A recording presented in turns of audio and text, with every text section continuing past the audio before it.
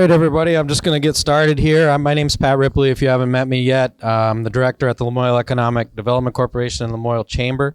If you're not familiar with the LEDC, we're one of 12 regional development centers in the state of Vermont, partially funded by your tax dollars, partially funded by private funding, partially funded by municipal funding as well. So we thank the municipalities, Cambridge being one, who contributes to these efforts.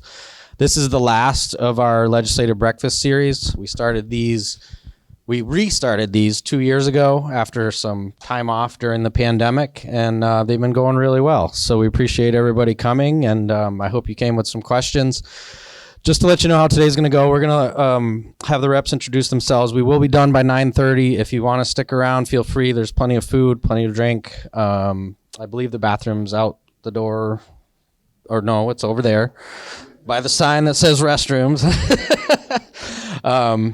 And yeah, so if we run out of questions before 9:30, we'll call it, and hopefully next year when these start coming around, you all will support and show up again. Logistically, we're a little short on microphones today, so I'm going to keep this one, and just give us a hand or give me a look, and if you have a question, and stand up and speak loudly, please. I'll do my best to hear you, and then repeat your question through here if everyone cannot hear. And the reps are going to have to kind of share a mic as well. So apologize for that. Usually we have more than that. So let's go ahead and let me turn this on for you. Let's just go ahead and go down the line and introduce our reps that are here today. And thanks for coming. And if you had anything particular you wanted the group to know about, feel free to kind of put it out there right from the start here. So Rich, you've got the mic. I'm Rich Westman.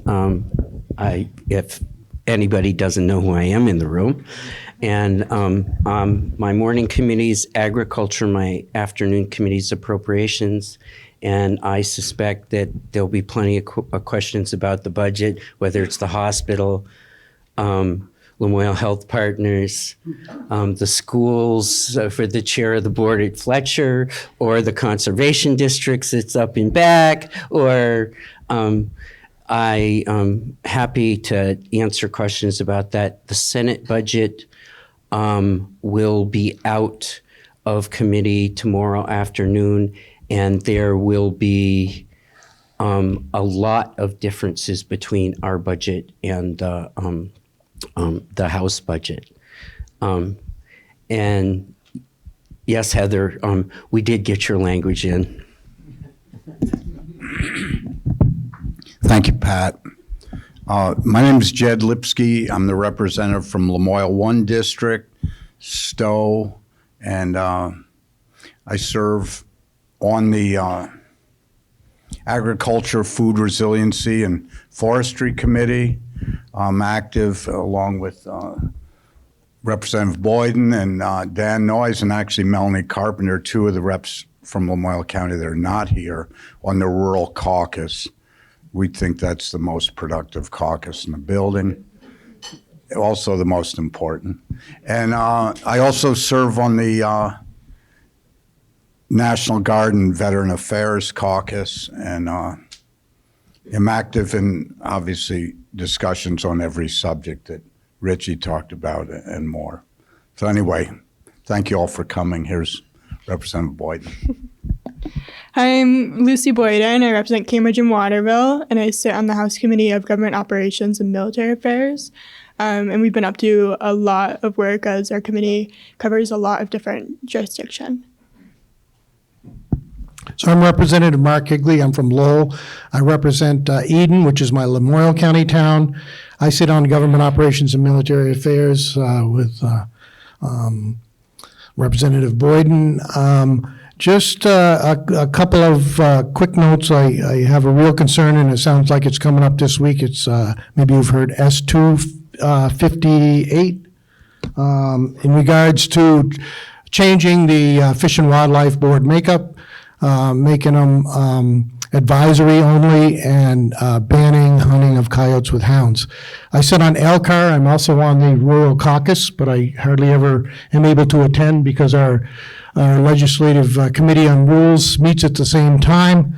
And I took actually a couple of months worth of testimony, in a sense, on the Fish and Wildlife's trapping and hunting of coyotes with hounds policy, and I think the Fish and Game Department did a yeoman's job in putting together what they did. As Lucy said, I was reached out by a reporter at the end of last week, asked me on the way home if I would talk about the bills in our committee, and I said, wait until I get home. After 45 minutes, he said, okay, that's enough, stop. It's just over the top with the amount of bills, and a little bit of a concern for me, but again, appreciate being here and happy to answer any questions. Good morning. Representative Saudia Lamont, Lamoille-Washington District, and I sit on the House General and Housing Committee. And I'm just grateful for you all to be here. I don't need to repeat the hot topics that have been coming down the pipeline, and I'm interested to get into it this morning and see what you all have to bring for questions and what the topic is. Thank you. All right, thanks. So I know it's always hard to break the ice on these sorts of things, but hopefully you came here because you did have a question for the representatives who generously showed up on their only day off this week.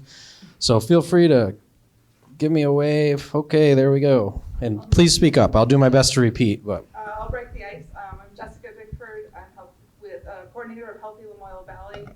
We're a program of the Lamoille Family Center, and we're a substance prevention coalition. I'm also on the board of Prevention Works Vermont. So in 2022, Act 185 created a pocket of $3 million for substance prevention in the state for coalitions.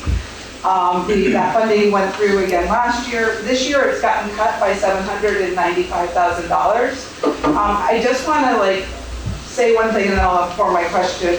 Is we're seeing that those funds, there's 4 regions. Department of Health created a new structure. And what we're seeing with those funds is we're at the local level able to get those out to community partners.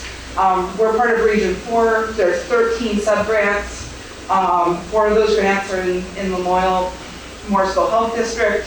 And then as a coalition, we've just been able to award $5,000 grants in increments of $100 to $500 to smaller community projects, which brings a lot of equity to prevention funding that hasn't always been there.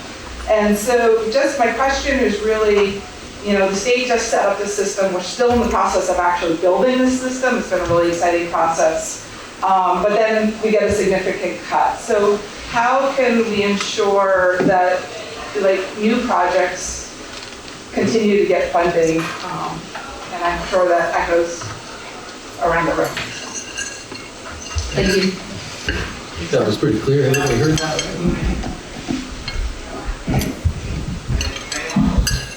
So let me start at the beginning of your question because it's not quite right. The $3 million that you talk about is really cannabis money. 1/3 of the money from cannabis, up to capped at $10 million, is to go for prevention. And as we're so new in this, there's some confusion about how much money that is.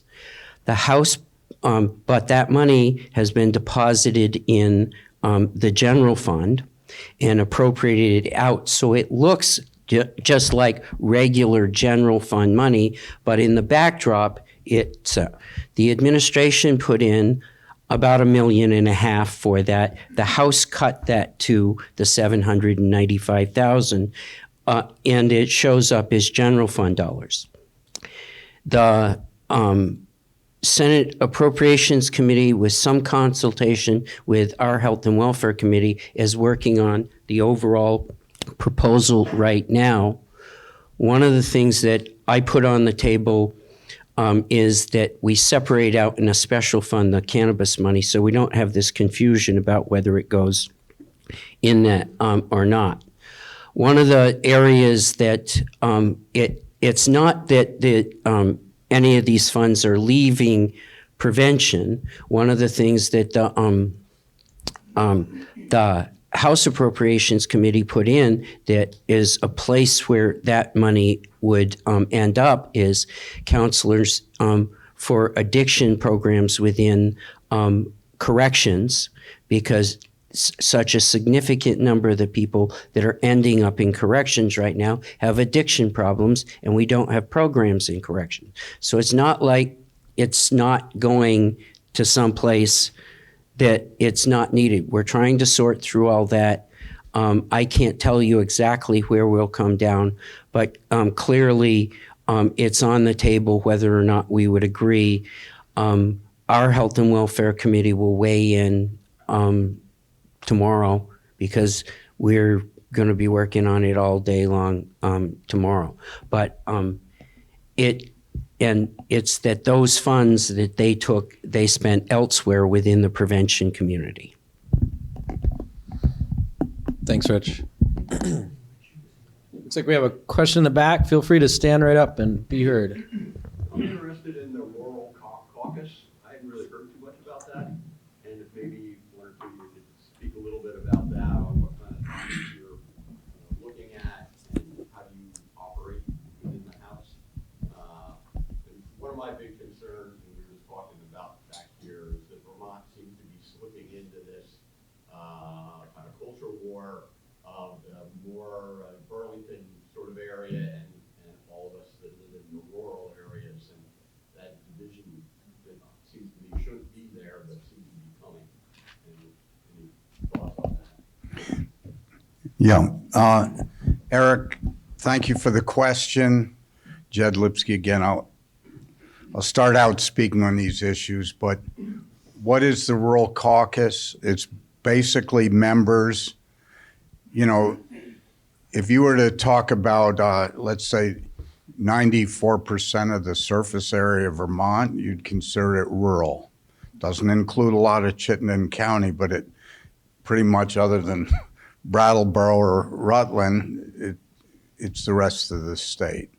So we're a pretty diverse group. It's what's called tripartisan. There's a independent co-chair, a Republican co-chair, and a Democratic co-chair. And we tackle a whole cross-section of issues. There's one of the co-chairs is very big on expanding broadband and communications statewide, particularly the missing mile. I know her name's Laura Sibilia. She's been a very strong proponent for getting the most rural communities online and have access, because I've been a logger for 56 years and an environmentalist, conservationist, proud of my profession and work. And so we weigh in on issues of land use, for instance. There's this new bill to reform Act 250. Most of the impetus seems to be to have people move to urban areas that are served with municipal water and sewer. And then the other more rural categories would be Tier 3 or Tier 2B. And they get either no relief from Act 250 presently or automatically into Act 250. So there's controversy there. And the Rural Caucus reached out to the Energy Environment Committee with strong concerns. An issue there is that they wanted to get rid of the environmental court, which if you had an appeal, you'd go straight to a legal body called the environmental court and could hear your appeal. In this new proposal, they're talking about having a professional board within the Act 250 forum, and if you lose there, you appeal to the same board. It just doesn't make a lot of sense in the kind of democracy or hierarchy we're used to. So sometimes when we send a position paper, and Lucy is very active in that too, it falls on deaf ears. So it's not as though we're the most powerful caucus in the building, but we are a voice. And the last thing, because I don't want to go on, you talk about the culture wars. We feel it in the Ag Forestry Committee all the time. You know, there are activists that come in and testify that, you know, dairy is not good for our environment. And so it's very perplexing when, you know, last week, you know, dairy is 96% of the gross revenues for the Vermont agricultural sector. So if we care about our rural culture and landscape, we need to be careful of how you condemn certain segments of an industry. And let's face it, dairy farmers in particular, there's so much responsibility with regard to phosphorus runoff, containment of runoff within the farm, regenerative farming techniques, no-till techniques, certain injection of manure, just like loggers or the forestry sector had more and more responsibilities to protect our environment, keep phosphorus out of the watersheds. Dairy farmers have been innovating with new technologies, expensive technologies, to do the right thing for the environment. So I'm proud to be part of the Rural Caucus that advocates for these working lands, whether it's agriculture or forestry.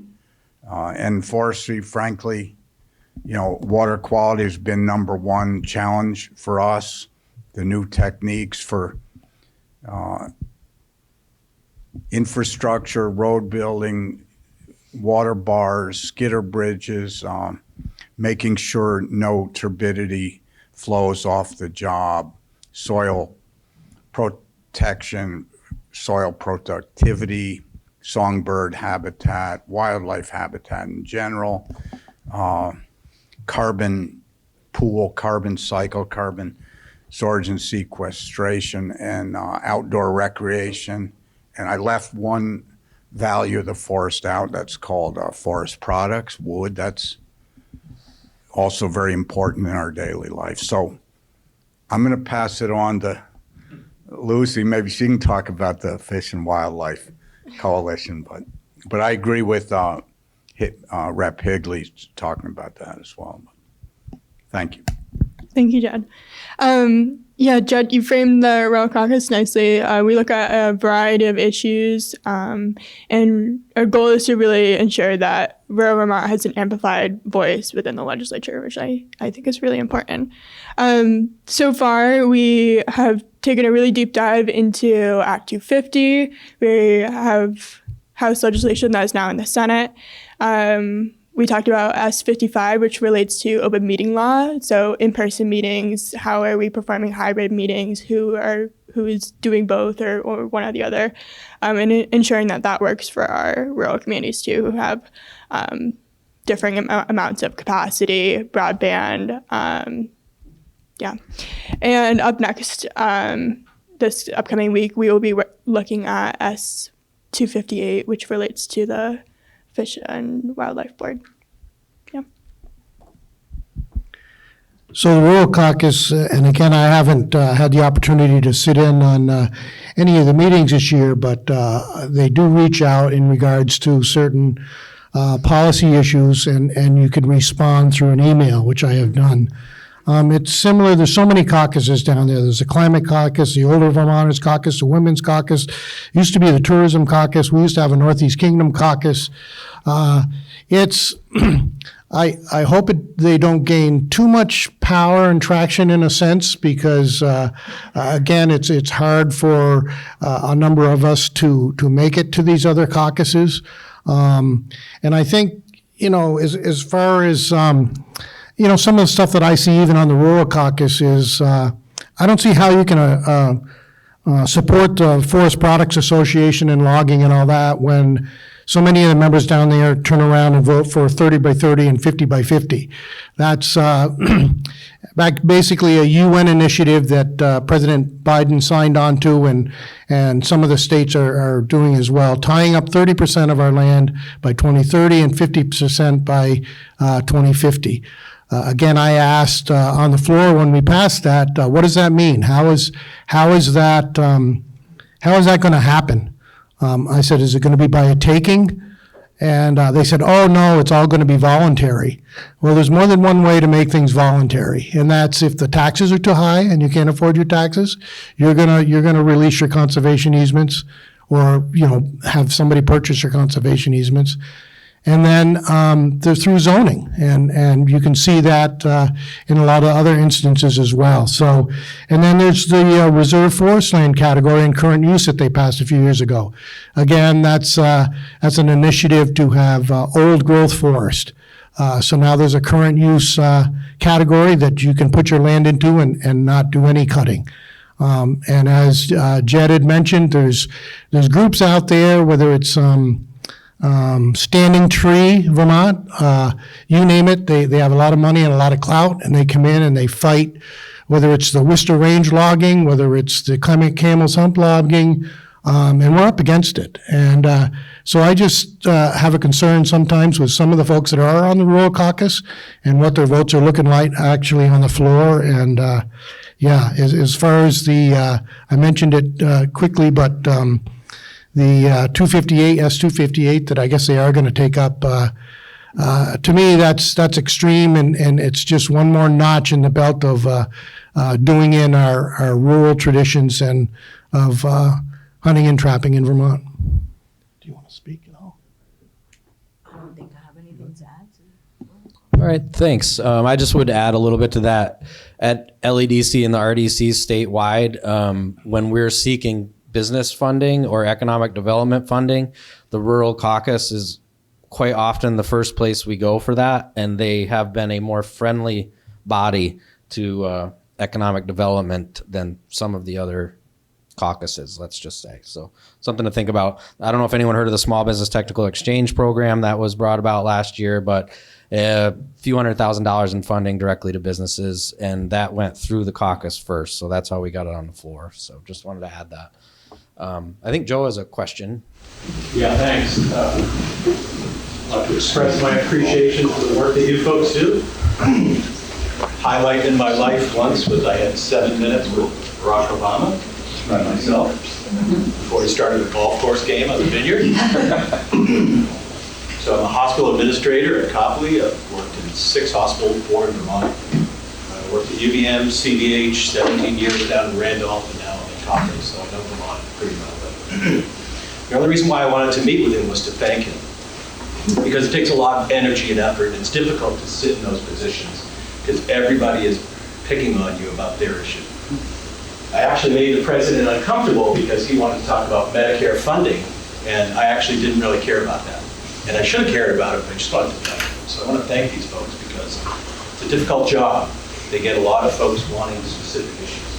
I'm not here to actually talk about Copley or healthcare. So I'm here to talk about what I think is important is we keep fighting over this pie and how we're going to slice all this money. We keep fighting over how we spend the little amount of money we have. We don't spend enough time talking about how to grow the pie, how to actually generate income, and not just through tax income, because that drives some people out, but just having a healthy, vibrant economy. I don't know how to do that, but I sort of, for me, it's the North Star, like whatever that is to help develop a healthy economy so people have meaningful work, great jobs, and then we have taxes, and we can take care of school systems, those who are unemployed, drug use and misuse, healthcare, education. You gotta have a tax base. So I'd love to hear some of you folks talk about how we grow the money that we spend as opposed to spending 90% of our time lamenting the fact that we got somebody else that wants to slice a pie, who we're going to take it from, because that's just not a winning strategy. And I feel like we could go down that road for a long time. So it's not a Republican Democratic issue. It's just like, how do we make sure that people have great jobs? My last child, I have 3 children born in the state of Vermont. My last one left about 8 weeks ago, went to Colorado. I was really disappointed. But it's because of jobs and opportunities. So I'd love to maybe get your comments. Thanks for listening. Thanks, Bill.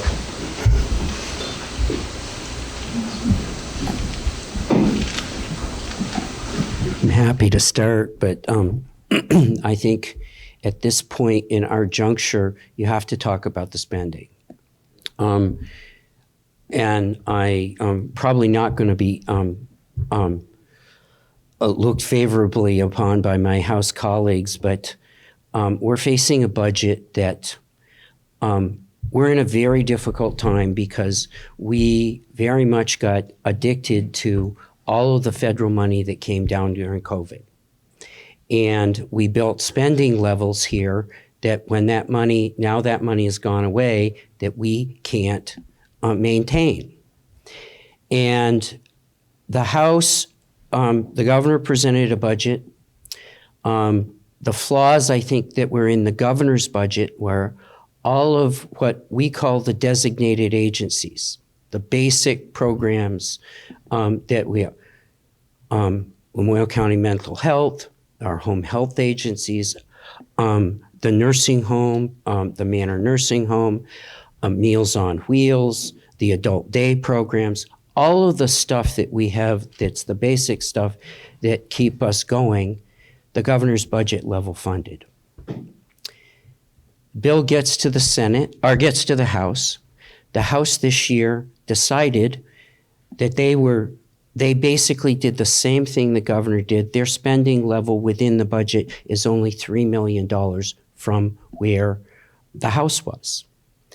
The House, separate from that, has sent 3 bills over to the Senate. And this is where you get into the House had 3 priorities: homeless, housing, some health care with some judiciary pieces. The House raises $130 million. They put taxes on the wealthiest of Vermonters. They put a payroll tax on any property that sells over $600,000. And then they put a corporate income tax on to fund those items separate from the budget, while leaving all of the basic services. I've got Lamoille Health Partners, who passes a budget this year that's 1.3 in deficit. Just our Lamoille Health Partners here has a 1.3 million. For most of us in this room, it's where our primary care doctors are. If you're in the Cambridge Health Center, that you're looking at deficits there. They can't continue like that. The hospital just got a 7% rate increase because their Medicaid rates are so low, they can't make it. The Manor Nursing Home just cut 20 beds, and which those patients that they can't take, if you need physical therapy, you are backing up in the hospital, and we're paying more. The system around us is at risk, and we can't set our priorities on the things that are basic. What you'll see coming out of the Senate, I'm sorry I'm so long about this, what you're seeing coming out of the Senate is a hunkering down to fund the basic services that we need to fund. The view is in the Senate, I don't think, there's a lot of us that are not opposed to seeing taxes go up on the wealthiest people in society. But if Vermont does it alone, those people over 500,000 we would have the second highest tax rate in the country on them. Only California would be higher. And it's pretty easy for somebody to live 6 months and a day in Florida and sever their residency here, and we lose their income taxes. The corporate tax that they propose would be the highest corporate income tax rate in the nation. And if you're gonna settle a business, it's pretty easy in this day and age broadband and all of the services that we offer to go anywhere in the country. We have to have tax rates that are someplace in the realm where we're defensible and able to bring that. We can be higher, but we can't be so high that if you're the highest in the country in corporate income taxes rate, they aren't going to come here. But what we need to do is hunker down and look at what we offer for programs and what are the things we absolutely need, particularly with a population that is aging that needs services. And so it isn't all money, but it is picking and choosing and picking the places where on the spending side, and doing it at levels that we don't automatically price ourselves right out of existence. You know, Senator Westman has such a clear and moderate understanding that goes back for, decades of serving in the Statehouse that Joe, I can't really add much other than I concur with Richie's overview. It's very hard to have that quality of life that you desire, where we can bring in families, bring in businesses that do offer high-paying jobs and opportunity, more kids in our schools, for a more robust communities and economy. But the kind of pressures we're under now and the disincentives some of our policies bring about is a real, it's a conflict. That the way the body's set up, and by the way, there were some votes, out of the rural caucus. We don't vote as a block. That's why we have our tripartisan. There's no bully pulpit who runs a committee who criticizes you if you vote a different way. I voted against the 30 by 30 strongly. I advocated 2 evenings for almost 40 minutes apiece against that for a lot of reasons, particularly the corruption and hypocrisy of the Wall Street carbon market. So I do, Mark, really respect the diversity, and in a democracy you get to vote your own opinion. But in that committee, there are no consequences if you don't vote as a block. But as far as the big picture we need to do, we do have a money problem. And then you add the damaging floods, where a little less than $100 million this year went directly to flood recovery. There's no way to make that up, and it really hurts the distribution to all of the social needs that we have, and even agricultural. We work a lot for Meals on Wheels, Vermont Food Bank, Farm to Table, Farm to School programs. We had funding a year ago for Salvation Farms out of Morrisville, great gleaning program that supplies fresh food to institutions. But a lot of those programs have gotten overshadowed this year, in part to the flood recovery challenge we've got. So I wish I had better answers. I think Richie actually made a lot of key points. Yeah, I think you both made really key points. It's been a really interesting year because of the budget pressures and a lot of really good policies coming out of all of our committees in the House and Senate. But it's troubling with some of the ones that have the revenue packages attached to them as well. looking at one of the highest corporate tax rates, one of the highest property transfer tax rates, the wealth tax, all attached to really good policy. So it's that balance of investing, but return as well. I think what also makes it a harder biennium as well is that a third of the House and the Senate were new members too. So we have all this money from federal money to continue making investments that is slowly dwindling away. So not many members are long-term people who remember the regular times. But I'll give it to Representative Higley to continue that. Thank you, Lucy. So I've been at this game for a number of years, 16 years. I was here the last 2 years of the Douglas administration where he vetoed the budget then, and the majority overrode his veto. And I think ever since there's been initiatives that, you talk about building our base, our revenue base, and we're just not doing it. I mean, and to me, I can give you all kinds of reasons.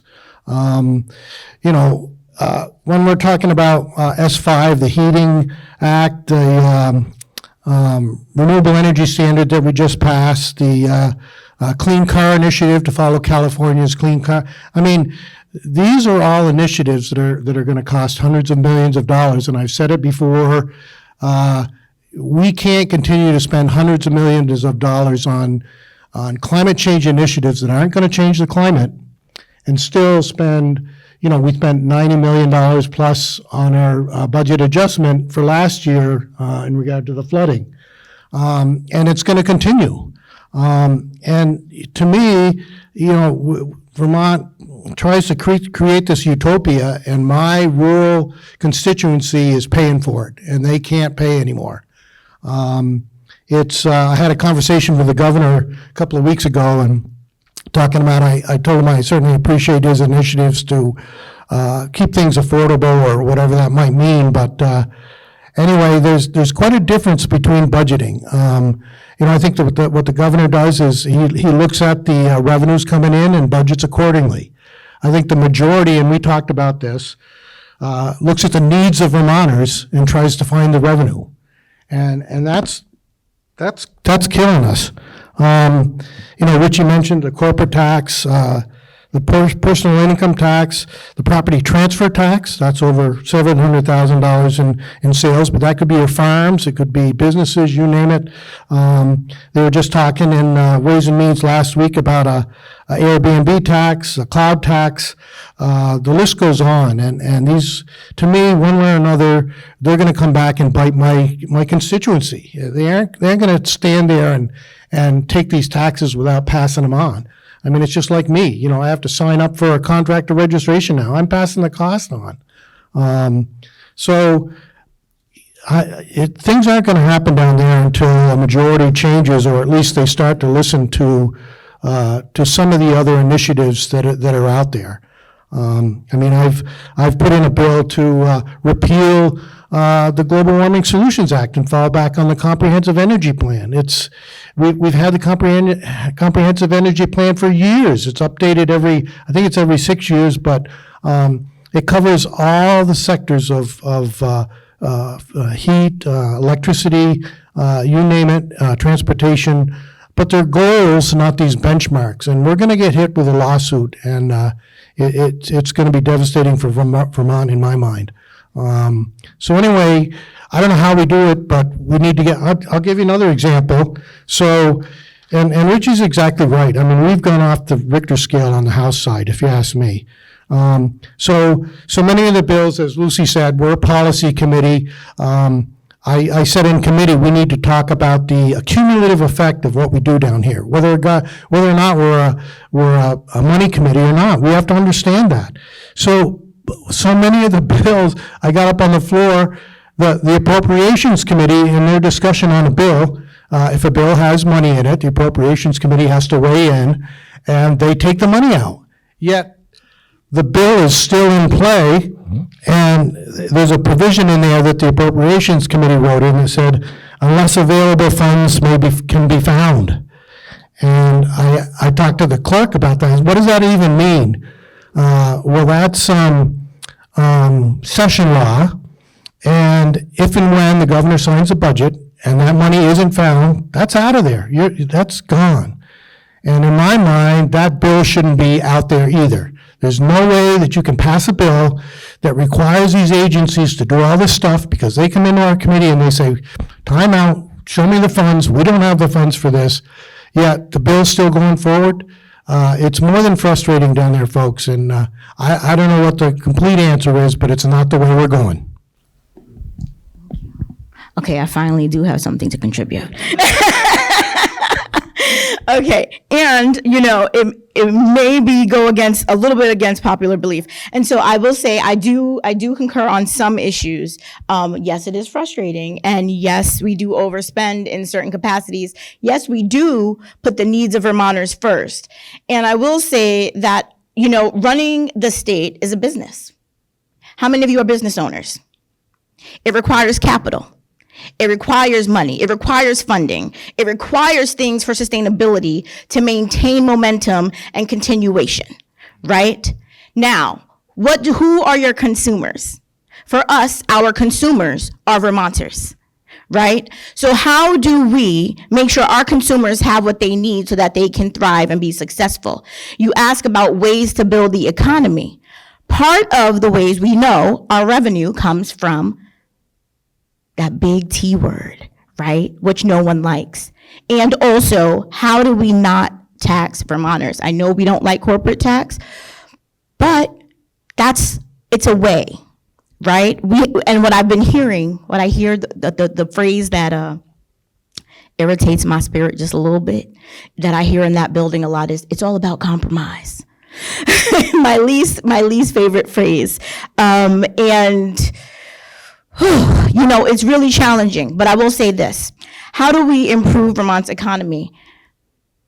By building our workforce. How do we build our workforce? If people do not have what they need, access to housing, we talk about designated agencies. We fund the designated agencies, and then they cannot fill the positions in order to draw down federal funds to match those dollars. Without the match of federal funds, without that filled position, those funds go back.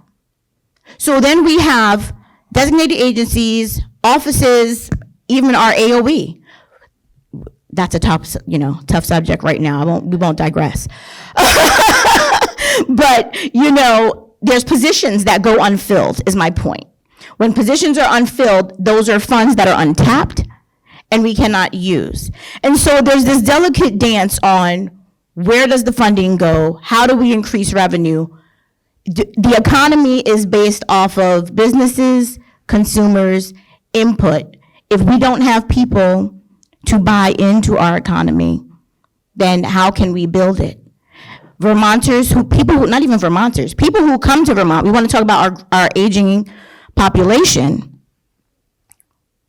And we also talk about building our population because we do have an aging population, and that term feels uncomfortable for me too. But how do we encourage people to come here for work? We have a lot of traveling and visiting nurses. We have a lot of people who we recruit to come to work as directors of various agencies. They come, they cannot find housing, or they do not come because they cannot find housing, and then they leave. So how can we ultimately give and take in order to get to where we need to be? Am I saying that our budget, the way we function, works well? One, I'm not really good with numbers, but what I do, and I have basic common sense. And for me, how can we as a legislature, I will say what I requested is give us the numbers that we're working with. When we, in our policy committees, I'm on general and housing, that's a policy committee. And I'm probably gonna get in trouble for saying this, but I don't care, I'll say it anyways. We submitted our housing bill that we put forth was $148 million. When it came back from appropriations, it was 17.5. Okay, so when we are creating policy, this goes back to the systems that I'm talking about and the way we work in that building. And so to concur with Mark, it's very stressful, and it's not even, it's the way we operate, the system in which we operate, regardless of who is there, we are all operating under the same rules and constrictions. Money committees do their roles, policy committee does their roles. We try to meet in the middle, and it doesn't always work out. When you're looking at creating policy and you don't even know what number you have to work with, you're working with funds in the sky. And then just to agree with Richie, then we're like, oh, well, how do we fund it? Can we not do that? Can we say, oh, here are the numbers, at least a general consensus. And now that we don't have those federal dollars from, that we were working with all of the new members, they don't know how to go back to that basic budget. And so how do we navigate that? And I think that's where we are. We're at a place where folks are saying, okay, we have needs, and also limited funds, and also moving forward to make sure that we're not overtaxing and overburdening Vermonters. How do we balance all of that? And I think there's a delicate dance of, I'm gonna always go back to meeting the needs. And I know that, folks don't wanna talk about that, but when we are not having folks relying on our systems, that's our biggest drain, I would say, and it's not a drain in a negative capacity. We are funding to keep people afloat, but that's not sustainable, is what I'm saying. We can't keep doing things in a non-sustainable way without a plan forward. So how do we support folks in getting their basic needs met, and also have a plan for sustainability so that the able-bodied folks who can do things are contributing to the economy, are increasing our workforce. We need folks, when we get to that wonderful age, who's going to care for us? Those of us who can no longer stay in our homes. When we can no longer care for our homes, how will we do that? Everything that we do requires a workforce, requires labor, requires everything, including farming, to care.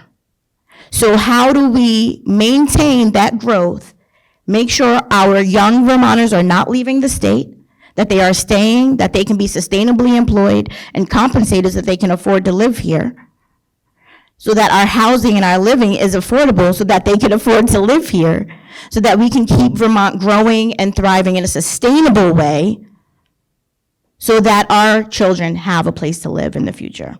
Because at the rate we're going, who's it for? Richie has something he wants to add here. I did have, but I think we beat this horse to death. But I would just say for the last, we're at a time where we have to get things, prioritize our spending.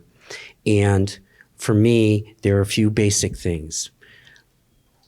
This community doesn't want to go without primary care doctors in Cambridge. We aren't, this county does not want to live without a hospital. We, as myself, my father died in December of 18. Without Meals on Wheels coming to see my dad every day, I couldn't have gone to work. There are some basic needs, and we're at a turning point in this state right now where we have to decide what the basic needs we are and what we can afford and what we can do well. And there are things like that that we have to do well. And you have to make, each one of you, have to start making the decision about what are the basic needs that we have to do, and there are limits. And we are at the time where that's the struggle that you're seeing going on in the legislature right now. Thanks. I see a bunch of questions. That was a really good question. So Joe had a quick follow-up. So if you could, Just, quick follow-up. I didn't mean to take up that much conversation. I want to thank them. They're stressed. Our job is to help them, give them feedback and support them, not to just vote them out of office.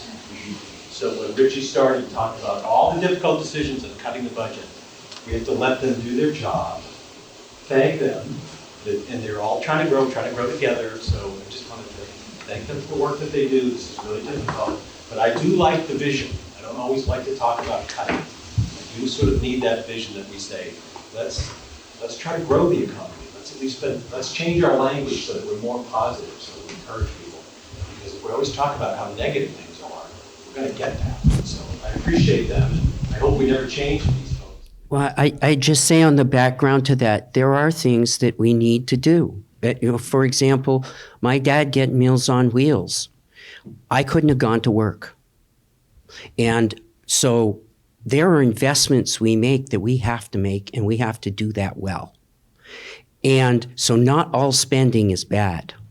And in that, where do we create that balance? Thanks. Let's go. Go ahead, Jed. Go ahead. I know it's an important topic, so go ahead, Jed. Finish your. Well, I'm just reinforcing the reality of ag, food resiliency and forestry is an advisory policy committee. We had increases to the Vermont Food Bank. We had increases to Meals on Wheels for a number of these critical programs like Richie's talking about. And every one of them, like Lucy said, or Saudia said, they were cut by 90%. We were unanimous in support of these programs. They are essential to the most vulnerable in our communities, but they still got cut by 85 or 90%. Okay, we are at 9:30, but I see a lot of questions. So if any of the panel has to leave, we completely understand. But I'd like to get through a few more questions. Can we start in the front here? What's the same? You had a question? Sure. It's partly a question and partly, you know how much we all appreciate you, so I'll say it right up front. And it's been a great takeaway to hear your stresses and concerns. But now my question more flips the script a little bit. We as your constituents who volunteer our time among the governing board of our Lamoille Fiber Net found a very good way to spend the federal tax dollars. It wasn't in the model, quote unquote, of the CUD, but it was a very affordable model and a good way to spend it. We brought it to the BCBD. One person who mentioned, and now I might get into trouble, did not like the proposal, wanted the 3 to 5 year, more costly plan, et cetera, et cetera. So a takeaway I just want to give you, it may be a question, it may not be, but here is the question. How can you synchronize your message to us as your volunteers who hear you run it like a business, find affordable ways to spend the money? We bring it to the state for approval and we get serious pushback. So what do we do about it when we come upon that? Now we did get the proposal through and we are going to spend tax dollars in a very viable way to grow broadband in Lamoille County. So the likes of Lucy here at Sun Common will stay and have broadband from Iron Gate, Highland. So if you have to work from home and do your thing, you can, and so forth.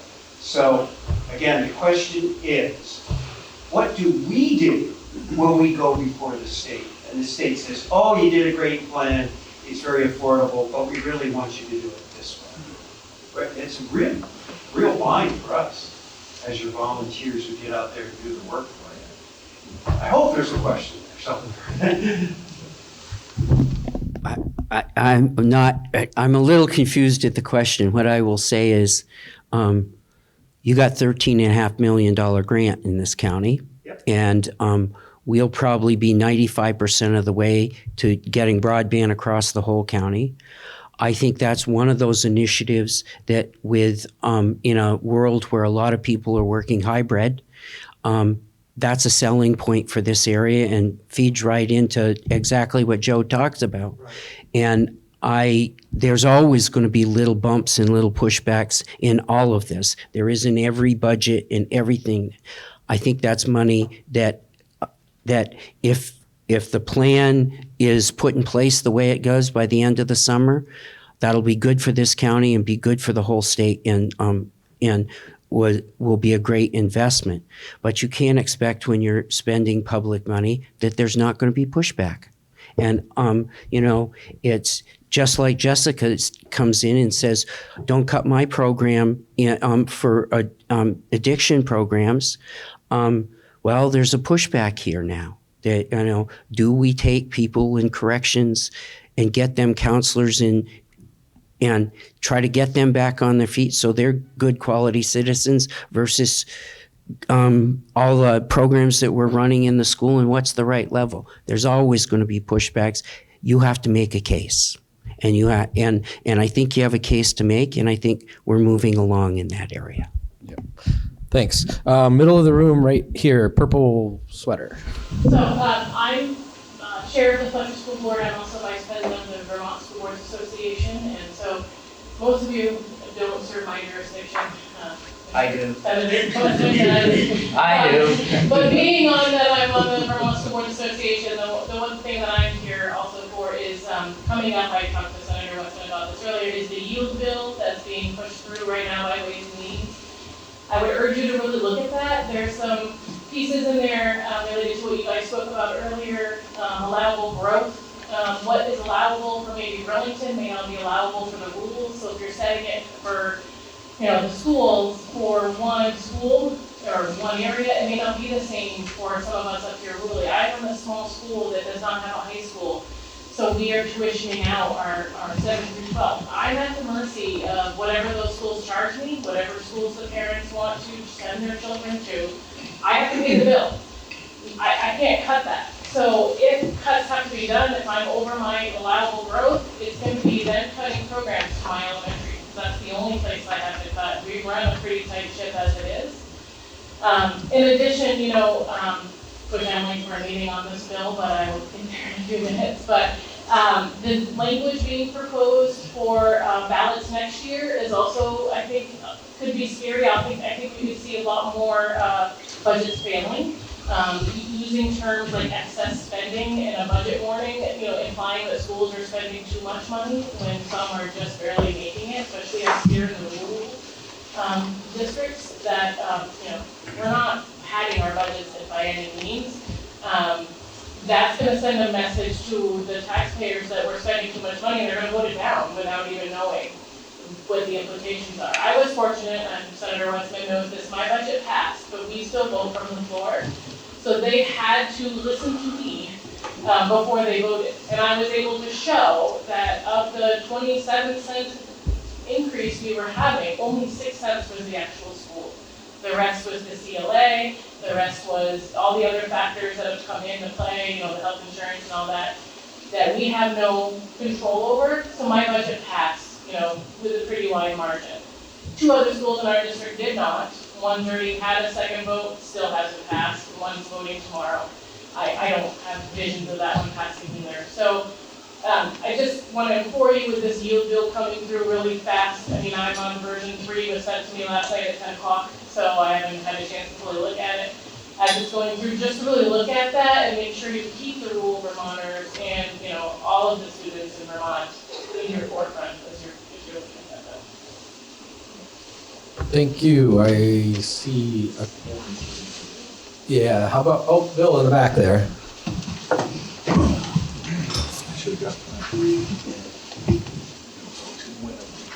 I waited to the end because I wasn't sure, listening to all the other comments. But I do want to echo what Joe had to say about thanking you for your service to Vermont. It's really extraordinary. And anyone who's had to deal with complex issues knows how difficult that can be. But not only do you have to deal with them personally, you have to deal with all of your fellow legislators. But in particular, I wanted to thank you for something you did last year, and that is you passed Act 76. That was the act that improved the opportunity for children in Vermont to receive early childhood education. And I'm a part of the Business Roundtable. I've been part of the early childhood work of the Business Roundtable for more than 25 years and had an opportunity to testify a couple of times. As a matter of fact, I will tell you that at the completion of my testimony each year, I would say to myself, I wonder if anything's going to get done in my lifetime. Well, I turned 85 when you did. So you got it done. We believe that the long-term answer to a strong economy is a well-educated workforce. And if you really believe that, you have to start at the youngest age. And you've taken a major step in the right direction to make that happen. There's still work to be done. You may know that smugglers, we kind of got tired of waiting, so we went off on our own and we offered free childcare to all of our employees. We have more than 100 employed children now in our free childcare program. And when you interview those who now can, in fact, have both members of the family working because of the free childcare, you see the importance of Act 76 and what you have done. So I wanted to thank you again, not only for your service, but your commitment to a law, taking the steps now so that we'll have a well-educated workforce in the future. I'm going to make one correction, Bill. It's not free. To do the child care bill, for the first time, we will have a payroll tax that will be implemented July 1st. That payroll tax is $82 million, and it's a brand new tax going in place. Part of the thinking that you need to think about in this room is when the House passed 3 bills that would be implemented July 1st that has high-income wage earners, a property transfer tax, and a corporate tax go into place July 1st at the same time that you would have a payroll tax go in to do childcare. The issue about childcare is not that we passed it and pat ourselves on the back. We now have to implement it. One of the things that we're arguing about within the budget right now is how much money will that take?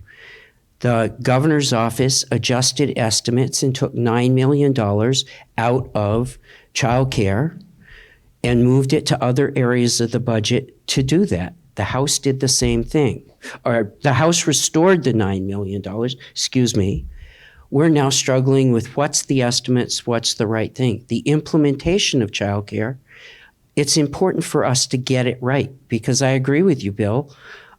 For a young family to come here and stay, childcare is a huge issue, and if we're going to get people to stay here, we have to do this right. But we can only do so much at a time. And when we're that's part of the reason I say to you earlier, we're at this tipping point.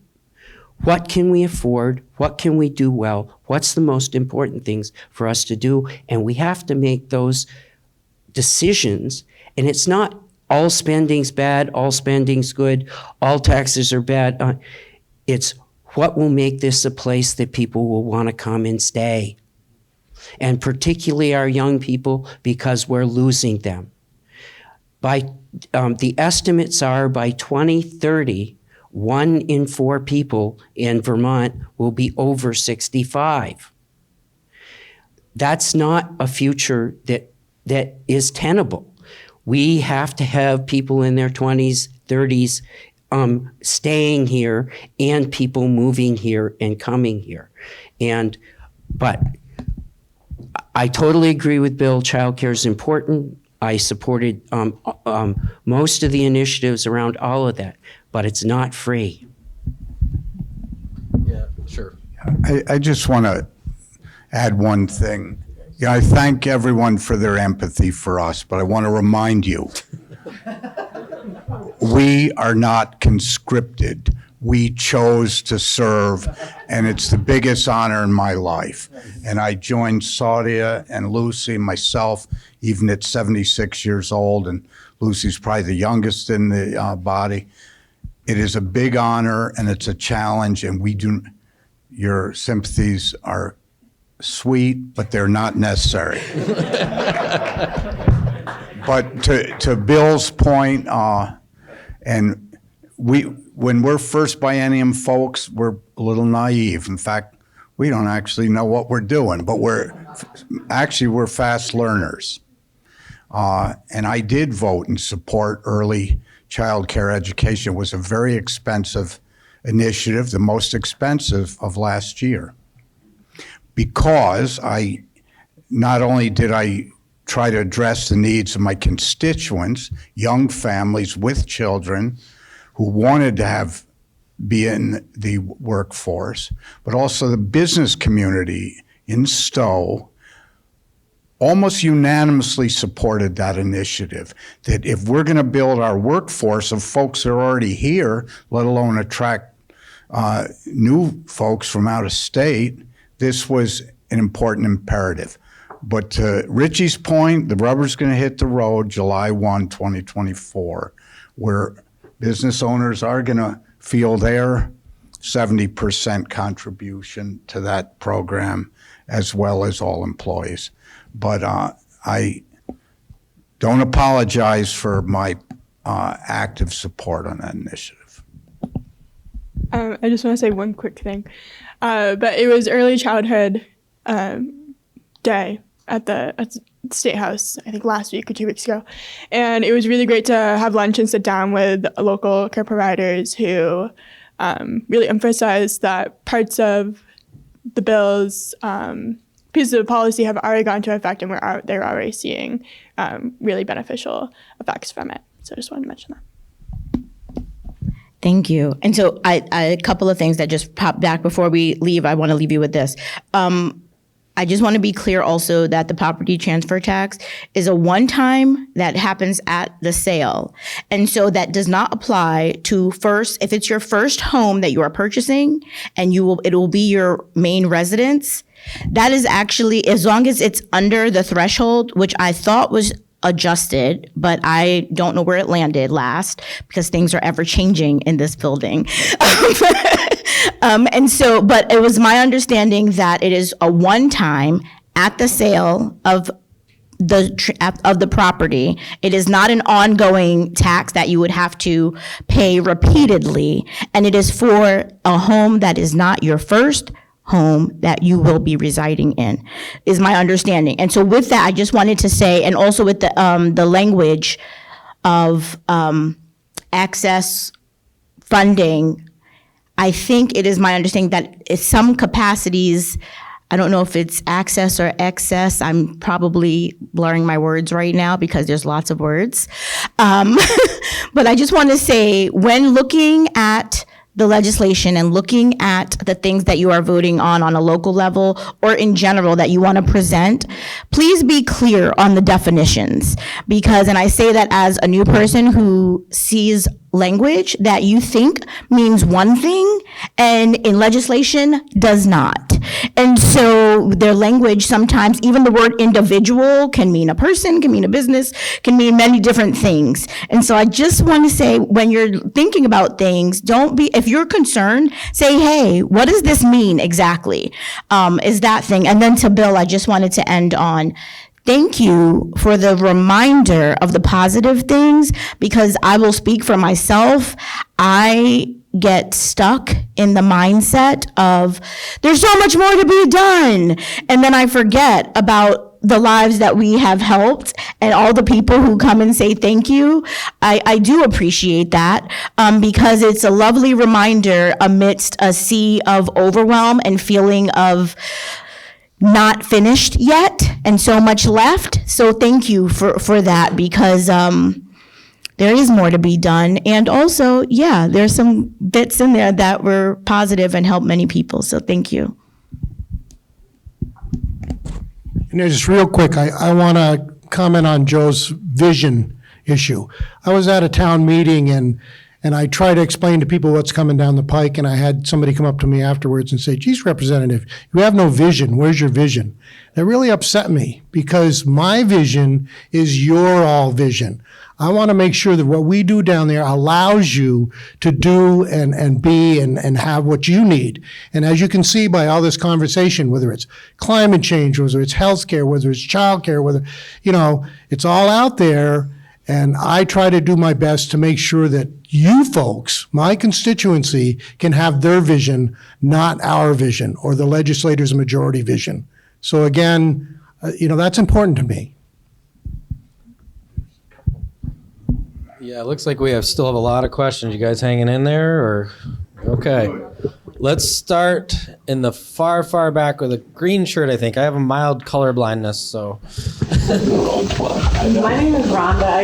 I'm child care. I just wanted to give a quick update on the Act 76 grant. I work with Apple and Stowe, and because of it, we were able to enroll 56 children with a total of 38 spaces each day in the expansion. We've been full since October, and even though we didn't even start our program until February, we've been full since October, so that's all because of the Act 76 grant.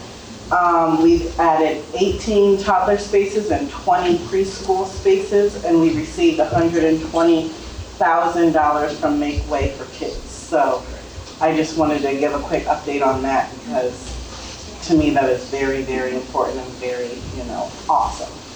Thank you. Right in front. Yeah. Yep. Just a quick, very quick one. Thank you, Jonathan Wood, Cambridge. Just going to ask you bluntly, as representatives of all represent a rural county, please vote against 258, the Fish and Wildlife changes. They do not represent the interests of rural Vermont.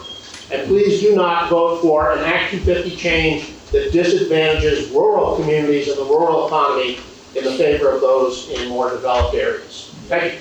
Thanks. Right to your left. Hi, yeah, I'm Peter Danforth, Lamoille County Conservation District. I'm hoping this dovetails nicely into what we've been talking about in general. And I promise you, Senator Westman, this has nothing to do with what I bothered you all last week about. So you're safe. We put the conservation districts, and we restored the base cut in your spending. The budget that came out of the House and from the governor was cut your appropriation by $112,000. We restored that, and we put a little one-time into it, into where you're working. If you look at a riparian buffer along the river, it's probably work that they did. And in a community that flooding has been the way it is, the work of the conservation districts is very important if you're going to stop erosion along the river. Yeah, thank you very much for supporting us, for sure. So I'm going to go off a little bit with what I'm going to comment and ask about in relation to what we've been talking about today. And so as districts, we work with clean water, and we work with wildlife habitat, we work with healthy soils, we do all that. But one thing that I think we all are concerned about, and everyone in this room, including districts, is the state of the working landscape, agricultural working landscape, as well as urban, for that matter. And I think essentially we're supportive of anything that would not block farms or anyone for that matter in innovation. We've talked a lot about taxes today, but a lot of things that really help our economy are innovative practices. And so in terms of agriculture, or technique, soil health practices, as well as marketing. And I'm just wondering if there's a roadmap forward that the Congress is looking at in regards to less roadblocks for those innovations as we go into a changing world. We've heard a lot about culture war and all that, and a lot of that has to do with the fact that we're changing. The change is the only constant. And so if we can keep up with that change, we can keep ahead of that change, and we support people who are innovative, diversifying their farm products, that would be really healthy, and it would bring people to the state as well, and jobs and whatnot. So innovation is something we really should be speaking about more so than maybe just taxes and what to cut and what not to. So I just wanted to see if you had any comments upon that. Peter, I'll make this quick. In the Agriculture, Food Resiliency, and Forestry Committee, we deal every week on innovation. We encourage it. We're well aware of how critical it is to the viability of farming and all agriculture in Vermont, from maple, sugaring to dairy, and everywhere in between. Thanks. And I promised I would get Saudia back to her meeting. We're doing the right thing. We're carpooling and saving our carbon loading, and I'm gonna have to depart soon. All right, with that note, I think we'll call this one, and I know we went over on time, and some folks probably have some places to be. I apologize if I didn't get to everyone's questions. Please come back next year. So thank you very much.